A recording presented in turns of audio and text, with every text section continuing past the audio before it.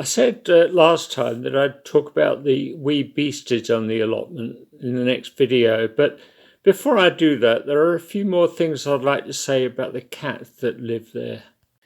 They're not truly wild, of course, they're feral, which means that they don't belong to anyone, except themselves, of course. And they enjoy quite a good life there. They're fed, they have plenty of places to curl up and hide from the bad weather, and there's a lot of people there that look out for them. If they were in pain, somebody would sort it out. Also, they serve a purpose there. They're like farm cats. They keep the rodents down and they keep the pigeons on the hop.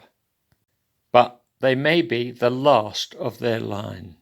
A few years ago, some well-meaning people from a charity called the Cats Protection League came here, and they caught all the cats in baited traps, and they had them neutered. They meant well, of course, but I can't help feeling a little bit ambivalent about their actions.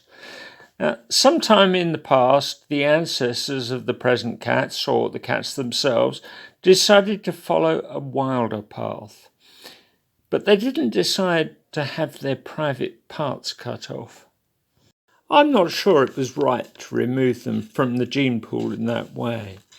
Tom, for example, the cat I used in the thumbnail for my previous video, does look a bit moth-eaten. But he's an old cat. He's old by any standards of cat. And he's been on the allotment longer than I have. But in his day, he was king. He was top cat round there. And I'm sure he fathered many of the kittens that came about in those parts. His son, born on the allotments, is a fine-looking cat. Big and strong and has a fine black glossy coat.